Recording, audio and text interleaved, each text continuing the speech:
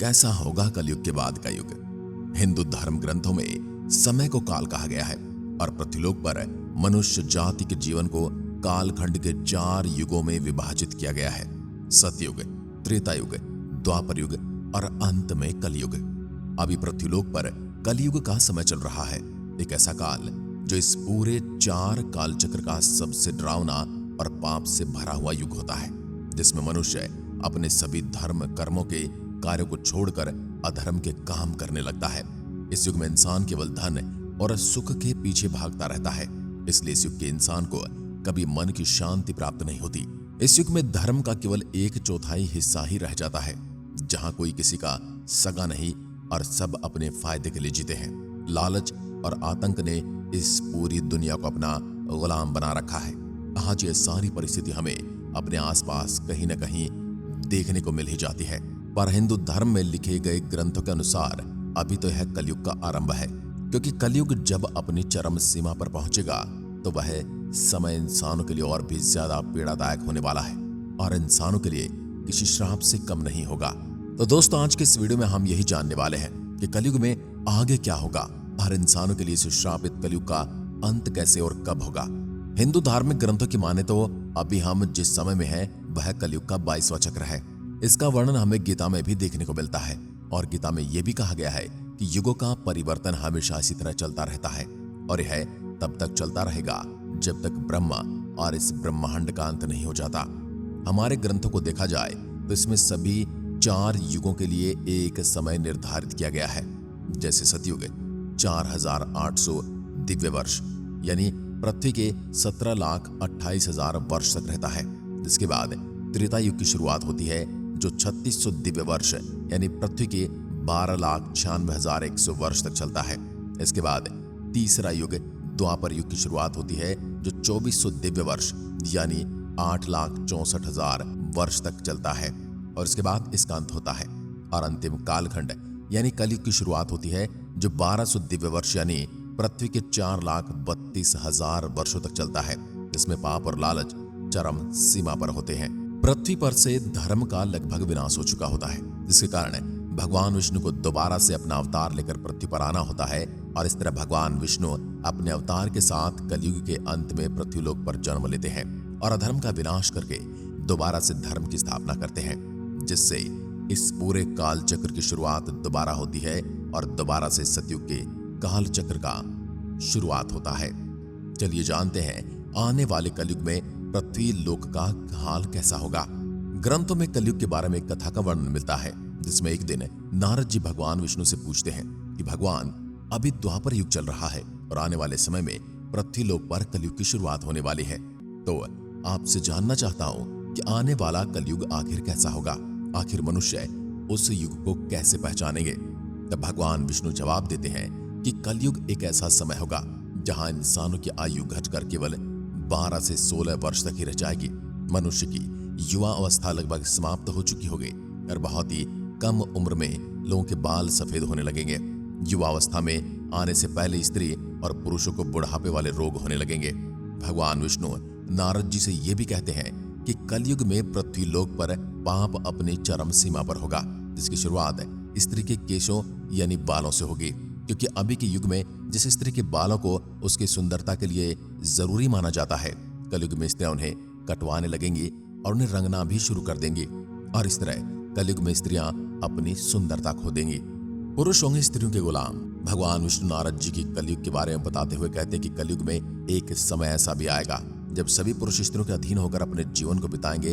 हर घर में पत्नी का राज होगा और पतियों को अपनी पत्नी की हर बात माननी होगी, यहाँ तक कि स्त्रियों का आचरण भी अपने पतियों के लिए पवित्र नहीं रहेगा।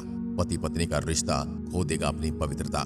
दोस्तों, कलयुग एक ऐसा समय होगा जब पति पत्नी के बीच विवाह जैसे सबसे पवित्र रिश्ते में भी दरार आने लगेगी, क्योंकि स्त्रियां पतिव्रत धर्म का पालन करना बंद कर देंगी और पुरुष भी अपनी पत्नियों को धोखा देने लगेंगे। लोग धार्मिक ज्ञान से दूर हो जाएंगे और बाप बेटे में भी दुश्मनी हो जाएगी। इसके अलावा अब लोग परिवार के बीच रहना पसंद नहीं करेंगे और घरों में कलेश लगेंगे। और तो और यह भी कलयुग का ही संकेत होगा। गंगा भी लौट जाएगी वैकुंठ धाम। भगवान विष्णु नारद मुनि को कलयुग के बारे में ये बताते हुए कहते हैं कि कलयुग का समय इतना पाप से भर जाएगा कि माँ गंगा भी इंसानों के पापों को धो नहीं पाएगी। और अब कलयुग के लगभग 5000 साल बाद ही गंगा का पानी सूखने लगेगा और लगभग 10,000 साल बाद पूरी तरह गंगा पृथ्वीलोक से सूखकर वैकुंठ लौट जाएगी। इसके पहले आने वाले युग में पृथ्वी का वातावरण भी बदल जाएगा, जिससे पृथ्वी की जमीन से अनाज उपजना बंद हो जाएगा और खाने पीने की चीजों का उगा पाना लगभग नामुमकिन सा हो जाएगा, जिससे अब लोग खाने की चीजों को लेकर भी एक दूसरे से लड़ने लगेंगे। इसलिए कलयुग में जो लोग बलवान होंगे उनका ही राज होगा और मानवता के साथ साथ इंसान अपने रिश्तों को भी भूल जाएगा, भाई भाई का शत्रु बन जाएगा। और सतयुग में परिवार के बेटे के लिए माँ बाप का दर्जा जो सबसे ऊपर होता था वो कलयुग में लगभग खत्म हो जाएगा और एक दिन ऐसा भी आएगा जब बेटा अपने बाप पर हाथ उठाने लगेगा। ब्रह्म पुराण की माने तो कलयुग के अंत तक आते आते मनुष्य का जीवन काफी छोटा हो जाएगा और जब मनुष्य केवल 12 वर्ष तक ही जिएंगे, लोगों के पाप और द्वेष अपनी चरम सीमा पर होंगे। बेईमानी और अधर्म के कमाने वालों की संख्या बढ़ चुकी होगी। लोग पाप और पुण्य का भेद भूल चुके होंगे और अब लोग अपने फायदे के लिए दूसरों की हत्या करने से भी पीछे नहीं हटेंगे। इस समय तक मनुष्य में पूजा पाठ और व्रत जैसे धार्मिक चीजें समाप्त हो चुकी होंगी। मानवता लगभग समाप्त हो चुकी होगी। स्त्री अपने घर में भी सुरक्षित नहीं होगी, उनका अपने ही घर में शोषण होगा। लोगों में उत्पन्न होंगे चोरी और अपराधी के गुण। दोस्तों, आने वाले कलयुग में जब भुखमरी जैसे हालात दुनिया पर हावी होंगे, तब लोग अपने सभी धर्म कर्म कार्यों को छोड़कर चोरी चकारी और अपराध का रास्ता अपनाने लगेंगे। इस युग में लोग शांति से जीने वाले लोगों का शोषण करेंगे और एक दूसरे के प्रति हिंसक होंगे। सभी के मन में सिर्फ पाप होगा। इसके अलावा अगर शिव पुराण के अनुसार कलयुग के बारे में जाना जाए तो शिव पुराण के अनुसार घोर कलयुग आने पर लोगों की बुद्धि पूरी तरह से जानवरों जैसी हो जाएगी। इंसान पूरी तरह धर्म कर्म के कार्य छोड़ चुके होंगे और अब पृथ्वी पर सत्य न्याय के बराबर मौजूद होगा। लोगों के मन में केवल धन और सुख की इच्छा होगी। लोग स्त्रियों का सम्मान करना छोड़ देंगे। स्त्रियों के बारे में कलयुग में लिखा है कि कलयुग की स्त्रियां पति का अपमान करने वाली होंगी, जो सास ससुर से घृणा करेंगी और परिवार के प्रति उनका स्वभाव परायों जैसा होगा। हिंदू धर्म ग्रंथों के अनुसार कलयुग 4,32,000 साल लंबा है और अभी हम कलयुग की शुरुआत में हैं, यानी अभी हमने केवल कलयुग में प्रवेश किया है।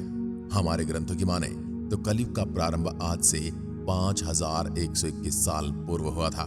अब आप सोच रहे होंगे कि जब केवल 5,000 साल बीतने में ही कलयुग के बारे में कही जाने वाली बातें हमें सच होती दिखाई दे रही हैं, तो पूरी दुनिया में आप अपनी चरम सीमा पर हैं। तो जब कलयुग अपने अंतिम चरण में पहुंचेगा, तब इस दुनिया का हाल कैसा होगा?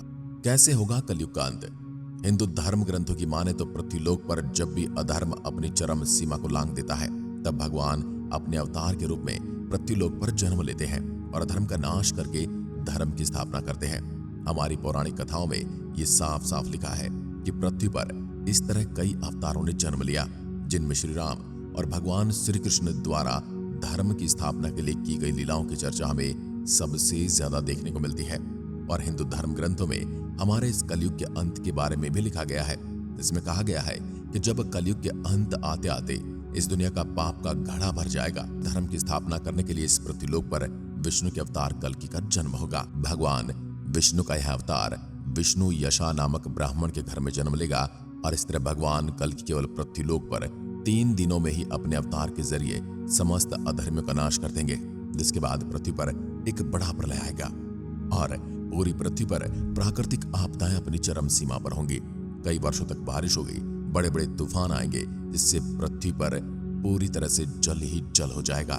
इसमें चारों ओर पानी पानी मौजूद होगा और समस्त पृथ्वी पानी के अंदर समा जाएगी। प्राणियों का अंत होगा, जिसके 1,70,000 वर्ष बाद पृथ्वी से पूरी तरह से जीवन समाप्त हो जाएगा और फिर दोबारा से पृथ्वी पर युग का चक्र घूमना शुरू होगा, जीवन की उत्पत्ति होगी और इस तरह सतयुग का आरंभ होगा। आज की वीडियो में बस इतना ही। आशा करता हूं आज की वीडियो से आपने काफी कुछ सीखा होगा। ऐसी वीडियोस देखने के लिए चैनल को सब्सक्राइब करें। धन्यवाद।